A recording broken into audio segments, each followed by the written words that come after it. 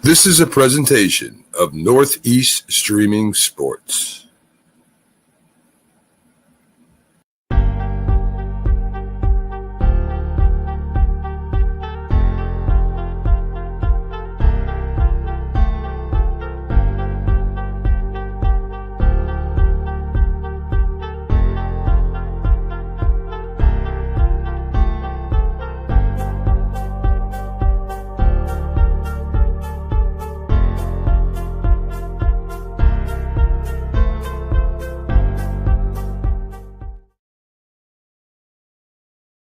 Introducing National Streaming Sports, live and on-demand sports talk programming that you can access 24/7. For the premier sports talk experience, tap into our Roku channel.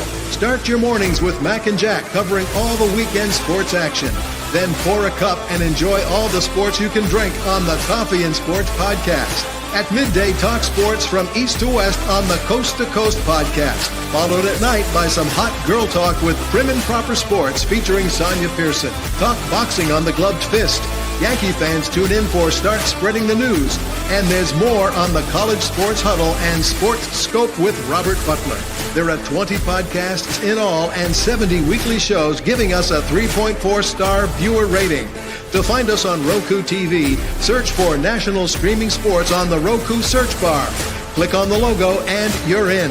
National Streaming Sports, live and on-demand sports talk for America. And here we are, ladies and gentlemen. It is the Dr. Sem Yankees Show. And today is Saturday, December the 21st. It is the heart of Christmas season. Hanukkah also coming on Christmas Eve, or Christmas Day, actually, is the first day of Hanukkah. So the holiday season has arrived, and with it, if you're a Yankee fan, a lot of good moves. I'm very happy with what the Yankees have done so far. So we'll jump into all of that. But first, let's make today a great day. How do you make your day great? It's simple. You look for the good, and then you appreciate the good. When you take the time to notice all the good that is around you, you almost can't help but have a great day. And when you have a great day, you will perpetuate that goodness forward and make the days of other people great as well. If by some chance you can't find something great, well, then do something great. Do something good for somebody else. Pay kindness forward, and you too will then be happier. So we have some new graphics. I'm just playing with the, I don't know what you would call it, the editor here, the editor for the program. We can do all sorts of fun things now. This can make me feel like I'm on a TV show, right? Like this is like, I feel like this is 1970s TV. And here it is with the Brady Bunch, or I don't know. This is Your Life, Paul Semendinger, da, da, da. So anyway, I'm not going to fool around too much, but they have all these different things, these different types of bars. I think we used to be in the bubble like that. There's a classic mode. There's a block mode. There's a minimal mode. Anyway, I think we'll go back to the bubble and leave it. So the latest Yankee transaction was the trade for Cody Bellinger. A lot of people don't really love the move, but to me, it seems like a great move. The Yankees need a left-handed power hitter. I know Austin Wells, who hits left-handed, might be that guy. For a good month last season, he didn't hit anything. I know some people think Jazz Chisholm could be that guy, but again, he had a long cold peak or period as well. Jason Dominguez might become that guy, a switch hitter. But they don't have a guy who you can say, this guy is a guy who we're going to really expect 25 home runs from in Yankee Stadium, and there's an outside chance he could top 30. I don't know any other players that were out there once Kyle Tucker was gone who you can say that about. And you can also say he is a guy who can play left field. He is a guy who can play center field. And he is a guy who can play first base. Now, that gives the Yankees a lot of flexibility. And one of the things I like about their roster right now is they seem to have flexibility. Now, Jazz Chisholm right now, as we speak, is the third baseman, but he could play outfield. And I think the best place to play him is going to be second base. I think that's where we're going to see him. And so what really we're waiting for is what the Yankees are going to do with third base, which would allow Chisholm to move to second, and first base. Now, Christian Walker just signed a 3-year deal, I believe it was, with Houston for $60 million, $20 million a year. He's 34. He's a very good fielder, and he's above average. He's a solid, pretty good hitter. But I'm glad the Yankees didn't get him. I don't want the Yankees tying themselves to a guy in his 34, 35, 36, or 37 age seasons. I think that's a contract that's going to get old and bad quickly. I'd rather see the Yankees try to find a different way to approach first base. And the way they might do that is with Cody Bellinger. That might be the way if you can get a different outfielder. But I think first base really comes last. The thing that they really need to do is address third base. Now, simple supply and demand is when you have something that has a lot of demand and short supply, the price would go up. There was only one Juan Soto. The price went way up. The Astros offered Alex Bregman a substantial deal. I think it was 6 years and $200-something million. I forget exactly the numbers. That part's really irrelevant to the point I'm going to make. He turned it down. The Astros have now picked up a first baseman and a third baseman, Paredes. So all of a sudden, Alex Bregman doesn't have a home to go to. All of a sudden, he's out there. And I don't see a whole lot of teams that are going crazy about trying to get Alex Bregman, which leads me to believe that he might be available for a shorter contract at less money annually than he was going to get from the Astros. The Yankees might be able to get Bregman, a 30-year-old, on a 4-year deal. And if the Yankees can do that, I think that's the move to make. Then you have Bregman, who's a solid fielder at third, Volpe, who is a solid fielder at short, Chisholm, who will be a solid fielder at second.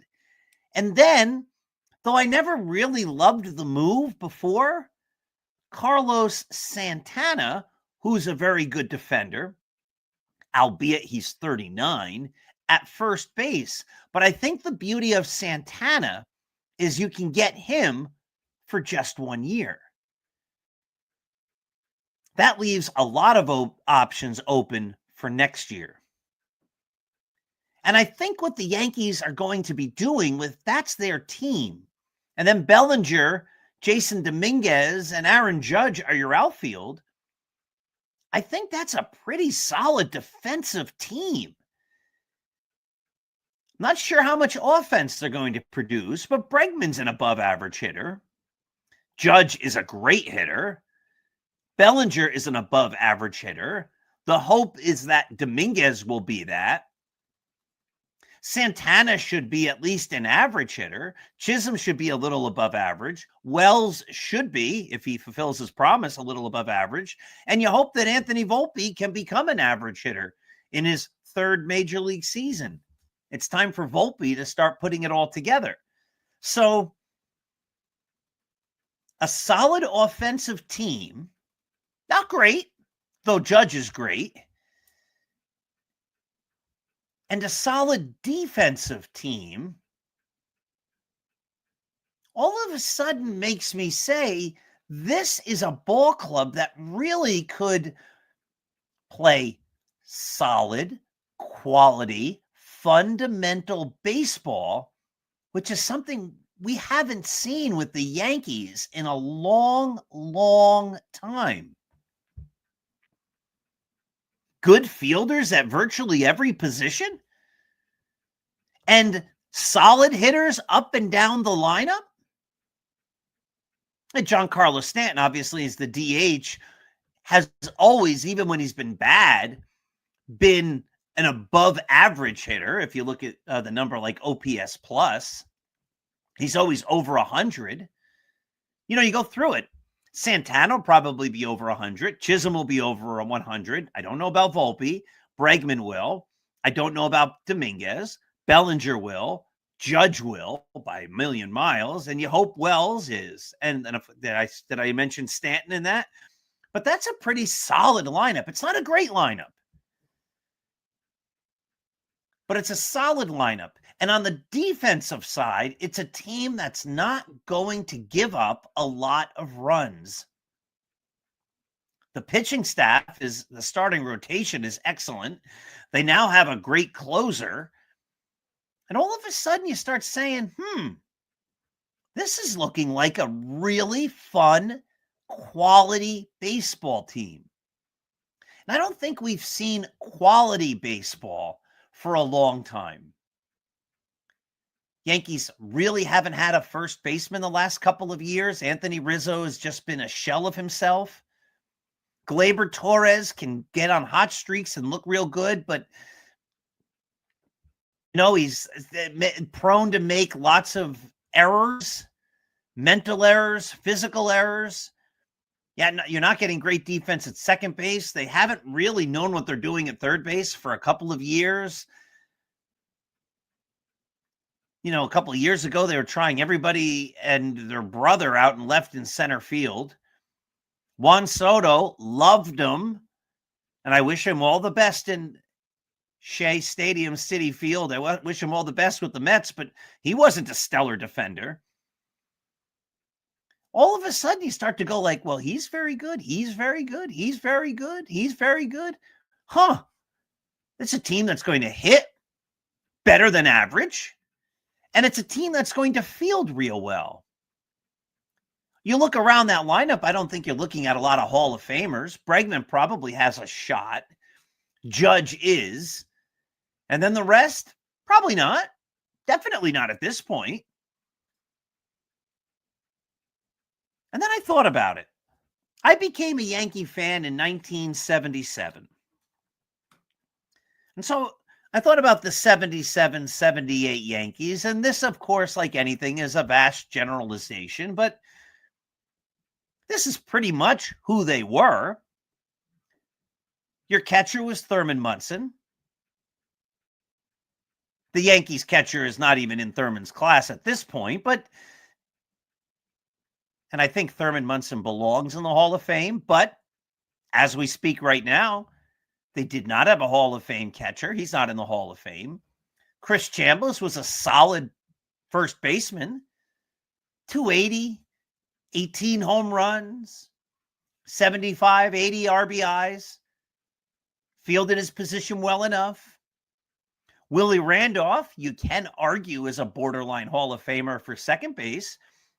Solid hitter, 275, walked a lot, stole some bases, but played exceptional defense. Bucky Dent didn't hit much at all. Played solid defense.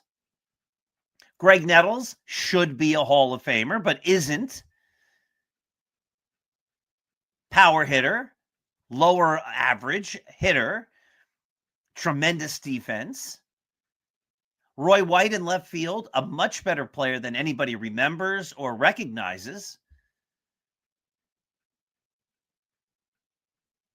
Had a lot of range, solid fielder, never made errors. Mickey Rivers, an above average hitter, played great defense. Lou Piniella, right field, wasn't a great defender, was a solid hitter. And then, of course, there's Reggie, who was a great hitter, not a great defender.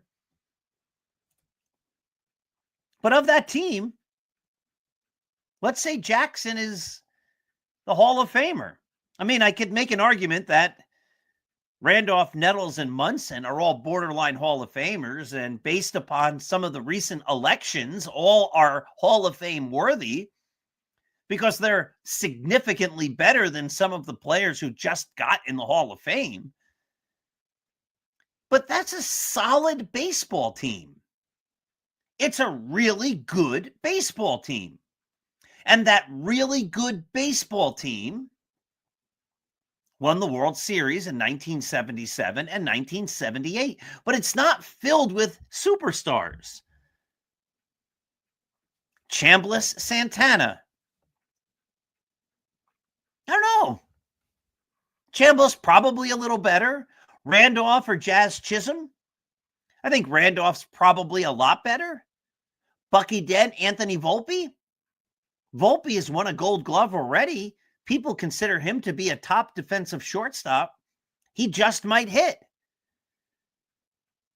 You might have to give the edge there to Volpe. Bregman or Nettles? Now, Nettles is my favorite player of all time.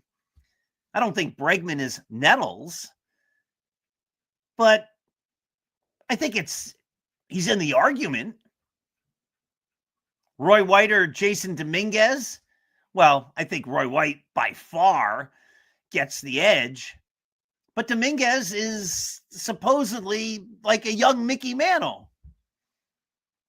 That's what we're hoping for. That's what the Yankees have been saying. It's never fair to pin that kind of label on a kid, but a switch hitter who's fast with power and speed, and maybe he is. Who knows? If he is, he's probably better than virtually every player in baseball. But right now, Roy White would get the edge, but there's the potential there. Cody Bellinger, Mickey Rivers.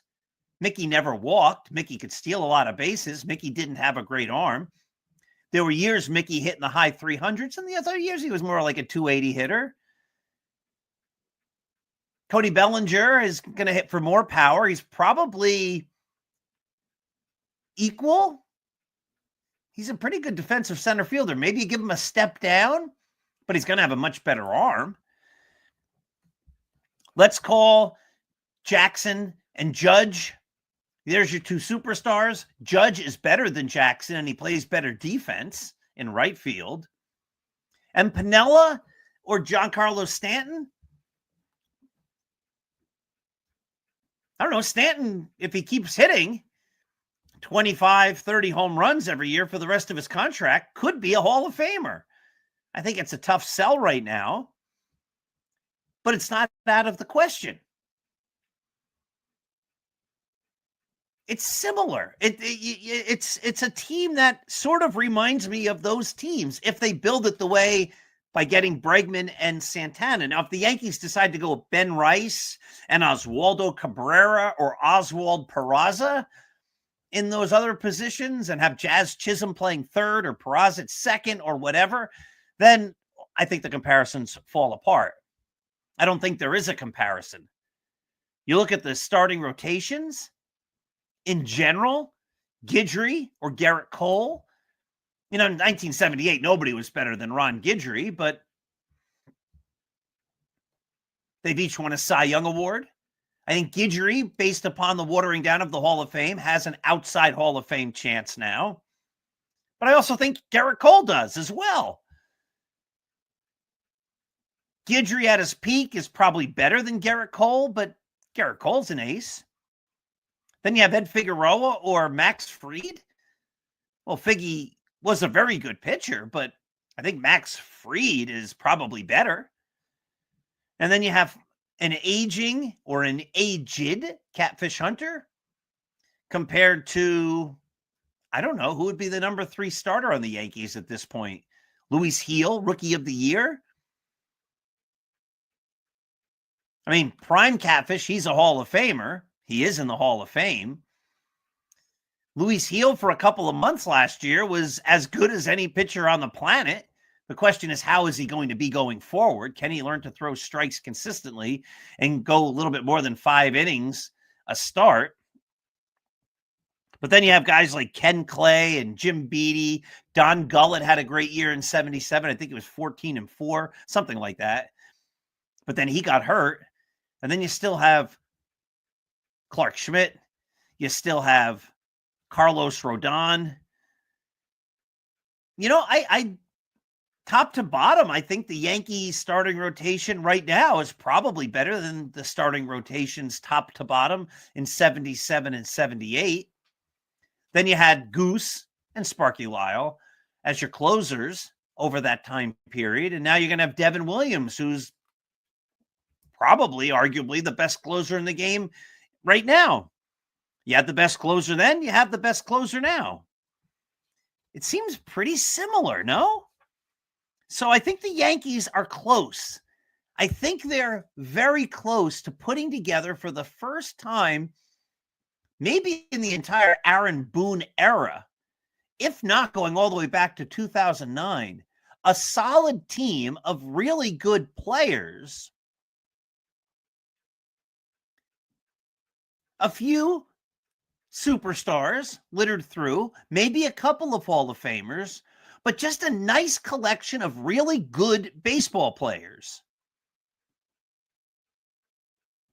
But in order to get that team to where I'm explaining them, again, they need a real first baseman, and they need to get somebody to play third. And I think the smarter guy to get there, because I think his market just became devalued a lot because he can't go back to Houston, is Alex Bregman.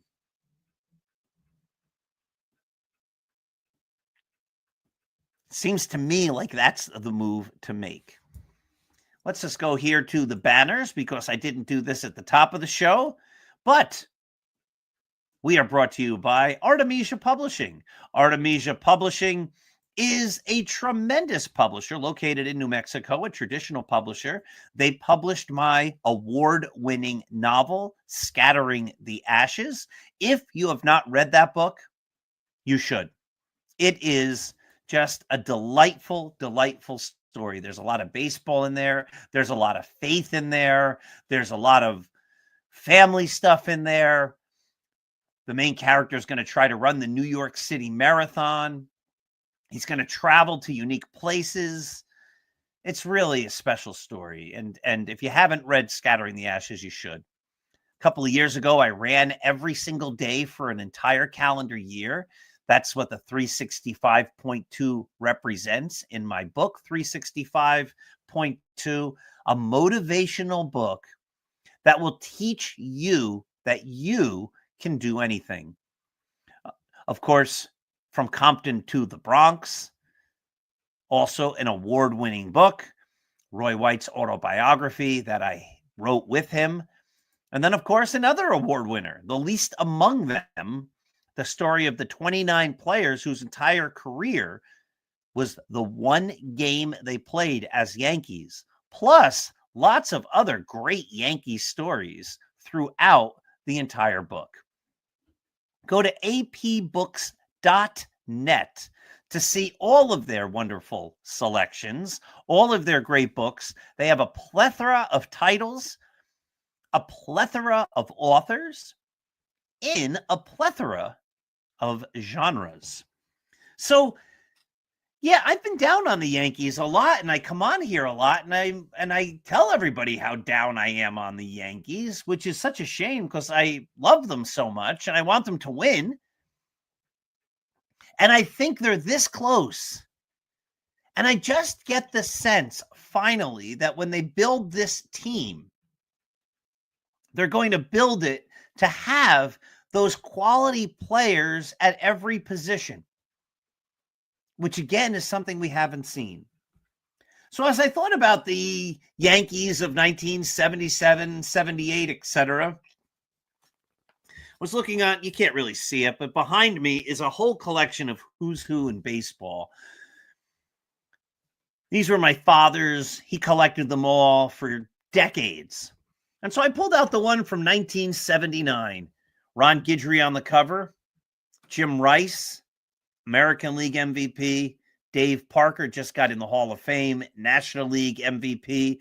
These are the stars of my youth on the back cover, the 78 Yankees, the world champions. Inside cover, the team they beat, the Los Angeles Dodgers. That was the last time the Yankees and the Dodgers met in the World Series with the Yankees winning. They met in 1981, of course. National League Cy Young Award winner, who then did play for the Yankees briefly, Gaylord Perry, went over 300 games. He's in the Hall of Fame. But I don't know about you. A couple of weeks ago, we looked at some baseball cards from a long time ago. I just think it's fun when you can get a piece of old-fashioned baseball in your hands. There's a bigger story here. I've written about it in my book, Impossible is an Illusion. Bigger story here about kintsugi, which I wish I had time to get into it, but you can tell that this book's not in mint condition. It's been read, it's been flipped through, it's been looked at. When we can hold something in our hands that's old, and we're not sitting here touching it gingerly, and it's not in plastic. You know, people put so many things in plastic. Oh, it's so valuable, I can't touch it. To me, there's a sense of, well, what fun is it to have this if I can't flip through it? But I don't know about you. It's fun for me to take the time every now and again to find an old book like this, and you just open it up to a random page and you start reading the names. Ronnie Jackson played for the Angels, as I recall. Clifford Johnson. He was a Yankee. He got in a fight with the Goose in the locker room in 1979. Have to be honest, I did not know his full name was Clifford. David Allen Johnson, who later became the Mets manager, won a World Series. Lamar Johnson. Timothy Johnson, he was an infielder, right? I think so. John Johnson, John Stone. How about that? J. John Stone. His real name is John William Johnstone Jr. I never knew that. It's J. John Stone. He played for the Yankees in 1978. Rupert Jones. His middle name was Sanderson. I believe that's Derek Jeter's middle name. Mike Jorgensen, who I think played on the Expos, and I remember Mike Jorgensen being on the Mets. But to me, it's just fun. You look through, and when you see the old names, it brings back memories. Like when I was 12 years old and playing Little League, I played center field. And that was the year that Rupert Jones was the Yankees center fielder. And so they called me Roop. They called me Rupert, even though I hit right-handed and I didn't play a very good center field.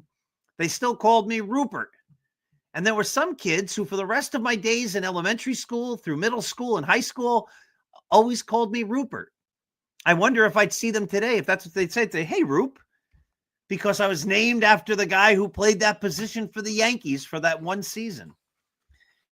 But you get these memories when you look through a book like this. And I think this is what makes baseball special. Here's Tony Perez. Marty Perez. Marty Perez was in the first Yankee yearbook I ever got in 1977. Went to a game. He was in the yearbook, but he wasn't on the Yankees anymore. He was on the A's. And I couldn't understand how he could be in the Yankee yearbook and not a Yankee. Well, he was with the Yankees when they made the yearbook, my dad said. I'm like, yeah, but he's not on the team anymore. Why are they selling a yearbook with him in it? Well, they can't make a new yearbook every time you get a new player or a player gets traded. That's what my dad explained to me. I was saying, why not? Why can't they do that?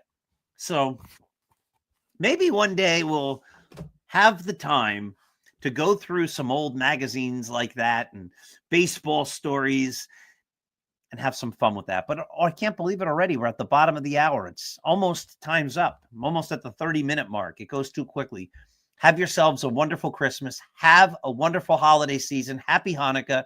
Enjoy it all. Be kind. Give love. Let's go Yankees. Have a great